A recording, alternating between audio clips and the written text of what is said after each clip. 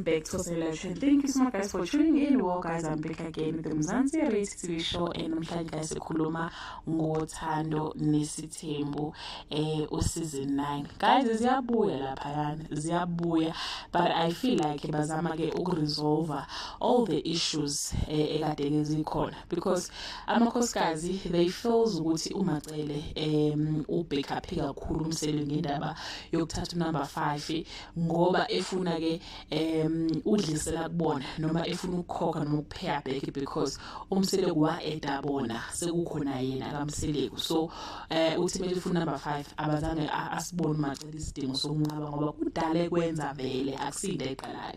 But the big question guys ukuthi bomseleku babembuza ukuthi why efuna number 5 akasenayo ianswer because he've been saying a lot of things ukuthi ufuna ingane ezu20 ufuna ukwakhela khumala umuzi umakhumala nabantwana, like he don't know why efuna number 5.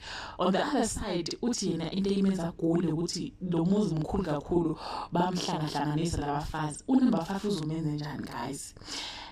So on the previous episode into emangaze kakhulu abantu ukuthi uMacele uyewathi ucela ukukhuluma ukuthi ke why amakhosikazi kaMseleku efila as if yena uyena oyisizathu sokuthi number 5 afike kungani. But guys, mase sikhuluma iqiniso uMacele indaba number 5 uvele ngicabanga ukuthi ubeyisupport kakhulu kangaka ngoba ubefuna ukubazwisa lenda ayizwayo yena ngesikhathi kufika yebona kaMseleku. So guys, vele umsupportile kakhulu uMseleku, but ukuthi umkhokhela amalobolo yena uMacele walobola uMakhwela asazi noma iqiniso yini.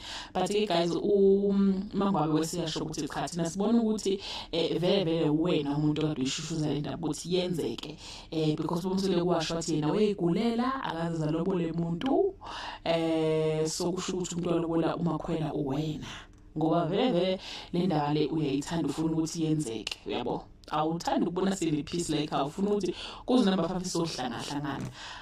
Masembuza koMseleku my earthly king, masembuza uthi my earthly king mina ngangigulela. So bona mayigula guys mayaqambanga hayibo uthi egula yena wayefuna nje ukuthi baphume kuye wathi nje akazalobole umuntu. Ungayisho kanjani into enjalo? Ungayisho kanjani ngoba phela manje banisizocanga ukuthi uMakhwela walotshela uMacele?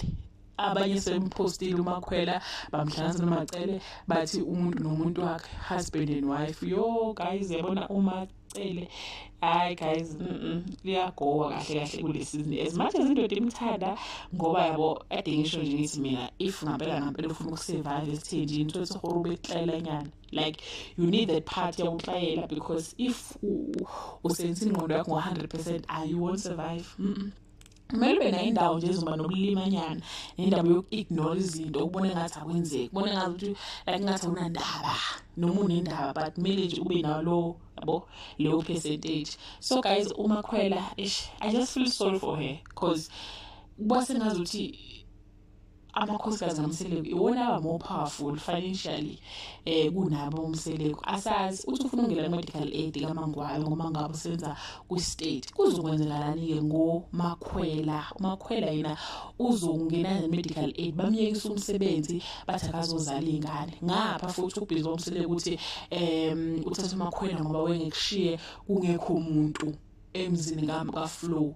Kusho ukuthi guys uMakhwela uyisecurity, uMakhwela uzozala ingane like kuningi yabona. If ngempela akabukisisa izinto ngehle right ayishema usazogowa kusazomshubela ngempela. It's not about uthando lwakhe for uMseleku but there is a lot of things efanele ayiconsiderishe ngalo mshado wakhe naleya ndoda ngoba ama reasons ayo ukuthi athathe yena akukho lathi khona ngoba ngiyamthanda, akukho.